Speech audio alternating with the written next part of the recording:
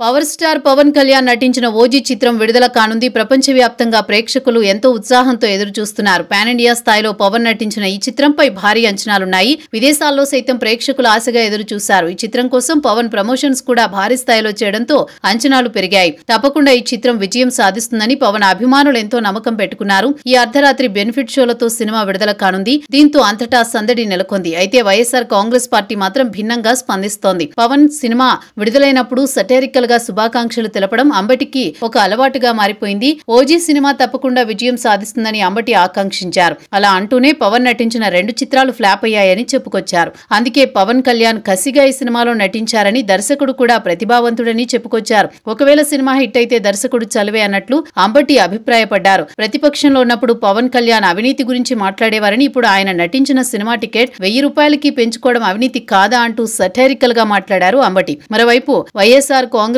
Party MLA Chandrasekhar ఆసక్తికర tweet చేశారు. ఆయన చేసిన ట్వీట్ ఇప్పుడు వైరల్ అవుతోంది. ఓజీ అంటే ఒంటరిగా గెలవలేనివారా అంటూ ఆయన చేసిన ట్వీట్ ఇప్పుడు వైరల్ అవుతోంది. అయితే వైఎస్ఆర్ కాంగ్రెస్ పార్టీ నేతల వ్యవహార శైలిపై జన సైనికులు ఆగ్రహంగా ఉన్నారు. మీరెంత తప్పుగా మాట్లాడితే అంత పవన్ కళ్యాణ్ కు ప్రచారం లభిస్తుందని, సినిమాలు జయాపజయాలతో సంబంధం లేకుండా ప్రేక్షకుల ఆదరణ పొందిన ఒకే ఒక నటుడు పవన్ అన్న విషయాన్ని గుర్తు చేసుకోవాలని హెచ్చరించారు. నాకున్న అవగాహన మేరకు, నాకున్న పరిజ్ఞానం మేరకు ఖచ్చితంగా హిట్ అవుతుందని నేను అనుకుంటున్నాను.